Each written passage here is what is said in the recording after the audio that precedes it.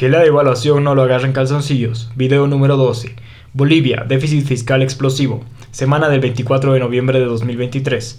Déficit fiscal explosivo.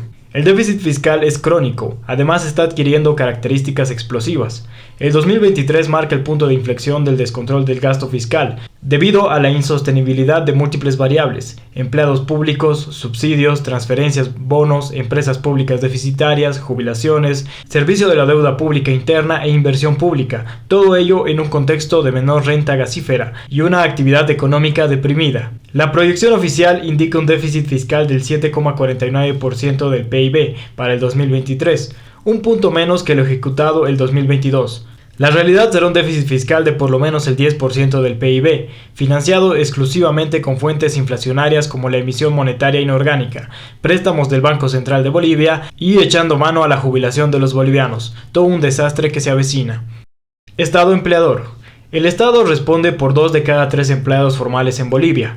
El aparato estatal tiene al menos 526.955 dependientes, cifra que crece anualmente en un 10% con un presupuesto de más de 47.000 millones de bolivianos, el 2023, contra 338.000 trabajadores registrados en el Ministerio de Trabajo, una muestra que en una economía dominada por la informalidad, la prebenda política mediante el empleo público es preponderante. Esta realidad se convierte en un cáncer para la economía con un gobierno populista como el MAS, que ha duplicado este aparato estatal desde el 2006. Despedir a la mitad de los empleados públicos, dejando solo militares, policías, maestros y médicos, también de dudosa productividad, será una de las mayores reformas a emprender para retomar el equilibrio macroeconómico. Gasolinazo el 2024. La subvención a la gasolina y el diésel importados no va más.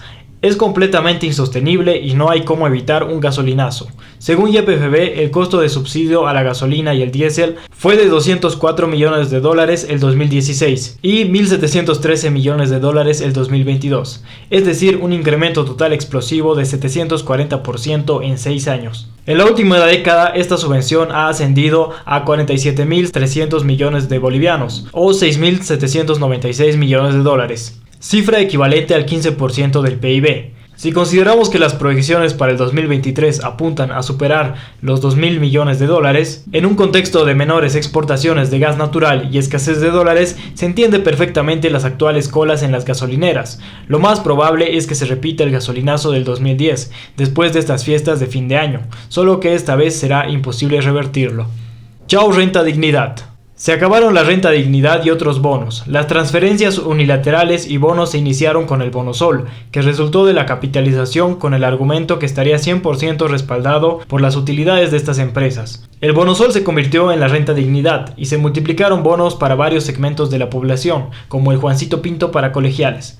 La realidad es que muchas de estas empresas volvieron a ser nacionalizadas, como YPFB, y se convirtieron en deficitarias, por lo cual no hay utilidades ni bonanzas que redistribuir. Solo la renta dignidad supera los 5.000 millones de bolivianos el 2023, cifra en gran parte no financiada, es decir que será cubierta con recursos del Tesoro General de la Nación. No cabe duda que en un contexto de severo ajuste fiscal como el que se viene, los bonos serán los primeros candidatos a ser eliminados.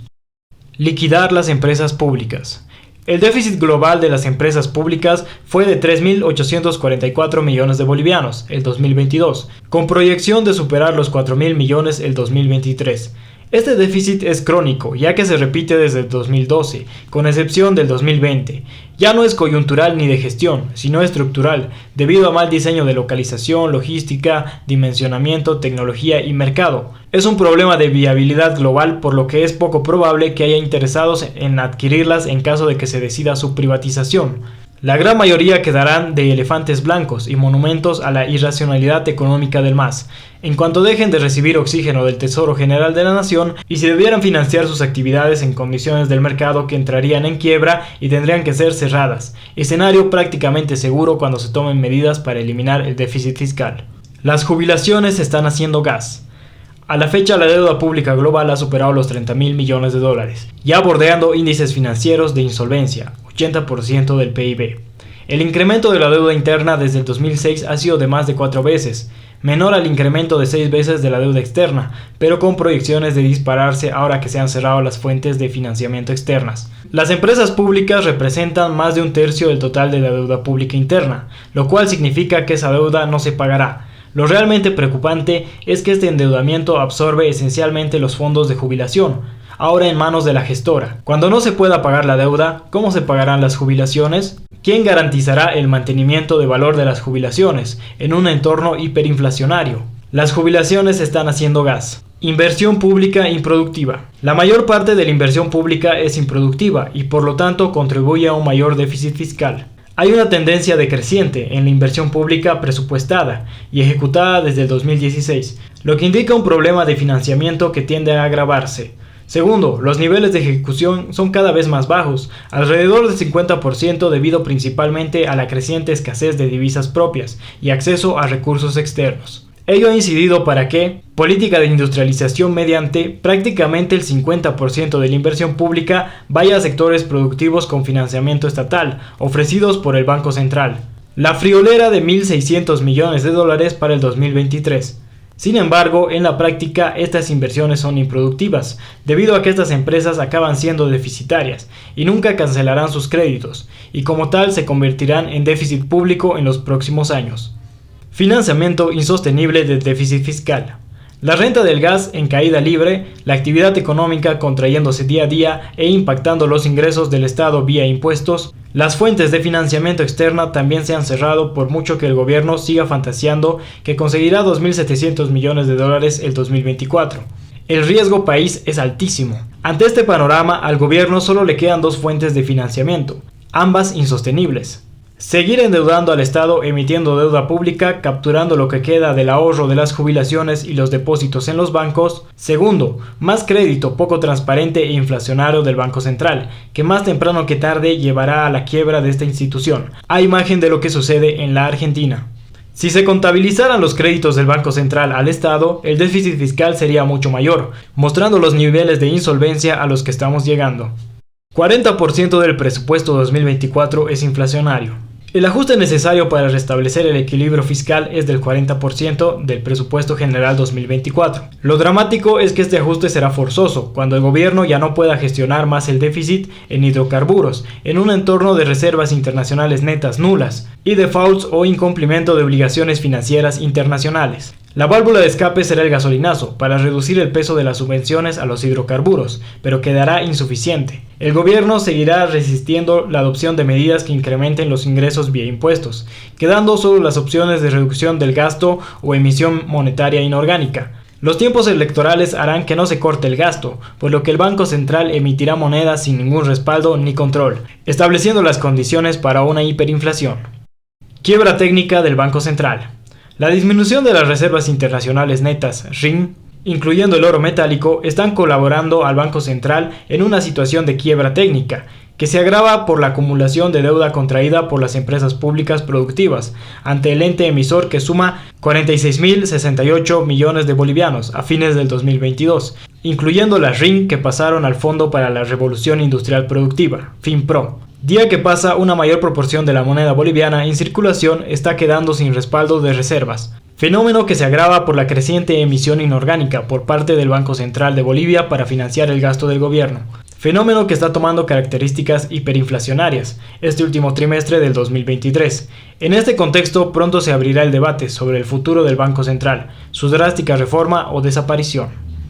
El boliviano, ¿camino a convertirse en billete de alacitas?